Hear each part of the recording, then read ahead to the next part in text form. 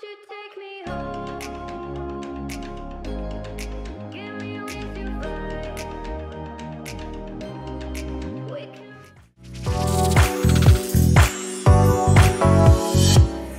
We can run away and leave this. Halo teman-teman, kita berjumpa kembali di channel Flash. Pada episode kali ini kita akan lakukan tes run untuk beberapa item yang akan kalian lihat sesaat lagi. Di antaranya adalah sound starter, lalu ada juga beberapa mesin mini 4WD original Tamiya. Nanti kita akan lihat satu persatu ya.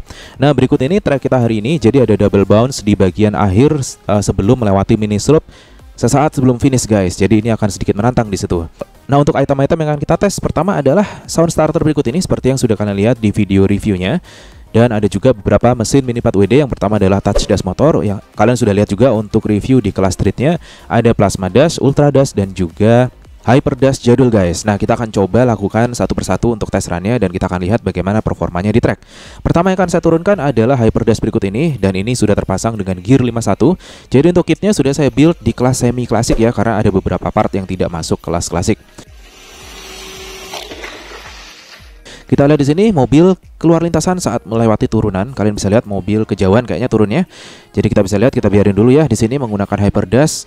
Mobil cukup aman melewati lap pertama. Kita ulang lagi, cukup aman di jump, dan mobil berputar arah saat melewati double bounce-nya. Nah, jadi di sini untuk kitnya sudah saya build. Jadi kalian kalau belum lihat videonya, kalian bisa cek lagi untuk build-nya di sana lengkap beserta dengan part-partnya apa saja guys. Kita lihat di sini mobil cukup aman melewati rintangan double bounce-nya. Kita akan lihat di lap kedua. Masuk lagi cukup aman dan keluar saat melewati double bounce. Rupanya mobil mendarat tepat di gundukan kedua, dan ini sudah sering saya utarakan ya. Untuk double bounce ini either di rem, jadi mendaratnya tepat di tengah-tengah sebelum gundukan kedua, atau dilewati sekalian setelah gundukan kedua guys. Nah, di sini kalian bisa lihat rodanya lepas, tapi kita akan coba pasangkan dan kita lakukan tes run lagi dengan mesin yang sama. Kita lihat di sini dengan baterai yang sama ya, sudah sedikit berkurang. Mobil cukup aman di lap pertama. Kita lihat untuk lap kedua cukup aman. Mobil masih masuk. Mini slope masuk, dan kita lihat mobil apakah bisa finish setelah melewati lap ketiga. Kita cek di sini. Masih aman guys, dan mobil sepertinya finish ini. Pindah jalur aman, kita lihat turun dan finish guys. Jadi itu dia. Jadi hanya perkara voltase aja. Kalau kalian mau lihat bagaimana metode menyesuaikan voltase dari baterai, kalian harus lihat video saya untuk test run Lord Spirit menggunakan voltmeter digital berikut ini guys. Nah, kita akan coba sekarang untuk mesin kedua. Ini touch dash. Kalian juga udah lihat videonya di kelas street ya. Jadi touch dash ini harus dipancing dulu rodanya baru dia berputar. Jadi kalau di on pertama dia posisinya pasti mati guys. Kita akan lihat di sini dan kita start. Wah, mobil lambat banget ternyata ya. Jadi rupanya touch dash ini memang kalau dari RPM-nya dia ada di atasnya Mabuchi sedikit, tapi masih jauh di bawahnya seri tune guys. Jadi bisa dibilang sih touch dash ini ya cukup ideal lah kita gunakan di kelas entry level ya, atau pemula gini. Jadi kalau kalian khawatir mobil keluar lintasan itu roda masih berputar dan mobil kemana-mana, maka touch dash ini bisa jadi pilihan guys. Jadi cocok juga untuk digunakan di kelas street selama arenanya mendukung ya. Jadi kalau kalian lihat di video sebelumnya itu kan arenanya terlalu licin, dan saya gunakan mobil memang SSB aja waktu itu dengan settingan apa adanya. Jadi masih kurang mendukung. Tapi nanti one day kita akan coba untuk di kelas street yang settingannya sudah lebih mendukung lagi guys. Oke, jadi pertanyaannya touch dash ini kalau nabrak kan mati. Kita coba di sini ya, kita turunin. Lah, dia nggak mati guys, dia malah ngeloyor, dia kabur. Waduh, jadi nabrak kemana-mana. Nah, ini yang agak sedikit jadi pertanyaan. Sebetulnya dia itu posisi matinya saat nabrak yang bagaimana? Ini yang saya masih belum tahu. Cuman saya nggak mau resiko mobil saya tabrakin dengan keras. Ya daripada mobil pecah, malah saya nggak bisa ikut race di Jakarta ya. Jadi sayang banget. Jadi nanti sekedar untuk pengetahuan aja. Nah, sekarang kita akan coba untuk plasma dash. Nah, rupanya di sini ada masalah. Untuk plasma dash ini kayaknya brushnya memang sudah harus ganti. Jadi ini saya coba, dia nggak mau jalan. Dan saya coba tukarkan brushnya ke mesin satu lagi, dan rupanya memang dia nggak mau jalan guys. Jadi sayang banget untuk plasma dash kita tidak bisa tes run hari ini. Jadi mohon maaf sekali.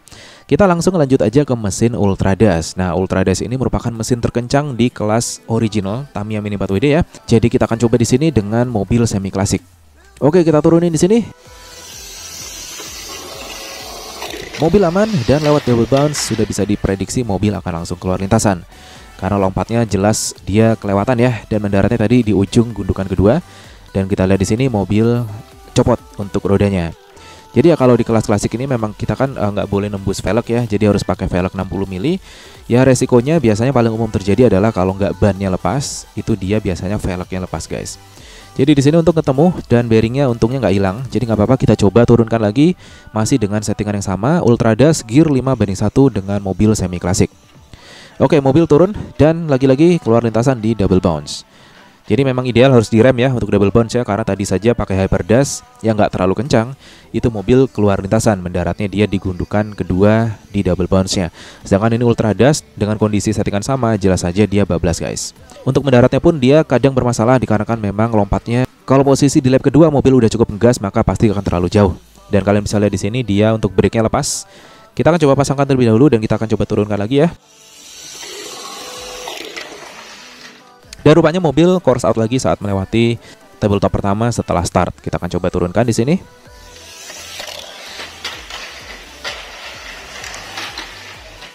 Ya, miring dan mobil berbalik arah guys. Jadi ini kayaknya faktor brake memang harus dikasih busa rem ya. Jadi kalian bisa lihat perbedaan speednya antara Touch Dash, Hyper Dash dan juga Ultra Dash guys. Sayang sekali plasma dashnya nggak bisa. Jadi kalaupun bisa, saya yakin untuk powernya dia akan lebih besar jika dibandingkan dengan Ultra. Jadi posisinya sih Ultra Dash itu memang RPM-nya tinggi, tapi dari segi torsi masih kalah dengan plasma dash guys. Nah ini mobil nyaris keluar. Jadi unik banget ini, dia masuk lagi dan bisa melanjutkan race-nya setelah melewati mini slope. Kita lihat di sini mobil lagi-lagi terpental mendongak ke atas melewati bounce kedua dan mobil keluar lintasan dan menabrak di situ. Oke, kita lihat untuk brake depannya rupanya lepas lagi guys. Ini memang harus dipanjangin untuk bautnya dan ditembus sekalian mungkin ya. Barulah kita lem agar lebih kokoh lagi. Baiklah, sekarang saatnya kita coba untuk sound starternya yang dirilis oleh Sunny untuk brandnya.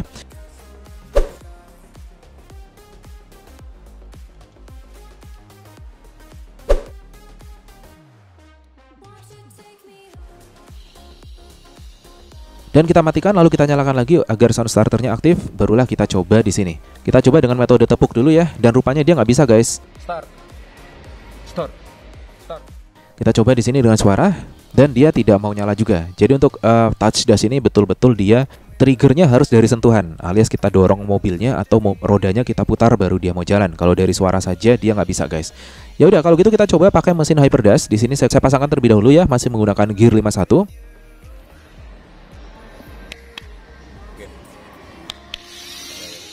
Kita coba di sini, kita coba tepuk dan dia mau merespon. Kita coba lagi dengan suara kali ini. Dan dia mau guys. Jadi oke, kita akan gunakan Hyper Dash untuk tes run kita hari ini menggunakan sound starter. Oke, ini dia udah saya pasang, sudah saya siapkan untuk sound starternya. Saya pasangi Tamiya tape biar nggak lepas dan saya sudah ganjal dengan double tape juga pada kuncian baterainya. Kita on, kita matikan dan kita on lagi agar mobil aktif untuk sound starternya. Kita coba di sini, kita jentikan jari gini, rupanya nggak mau dia. Dikira Thanos apa ya, jentik-jentik jari ya. Tapi kita coba pakai tepukan. Di sini dicoba ditepuk oleh istri saya di sini dan rupanya mau jalan dia. Unik ya. Jadi cukup seru sih kalau dimainkan dengan teman-teman kali ya. Kalau untuk anak kecil ini kayaknya seru banget. Tapi hasilnya mobil jadi kurang bagus guys, dikarenakan memang nggak bisa pakai bodi. Yang jelas nggak bisa dipasangkan di belakang karena ada akarnya di situ. Jadi harus dipasangkan di bagian tengah. Mungkin untuk bodi yang tipe-tipe sedan itu masih bisa dimodif kalau memang mau dengan effort lebih ya.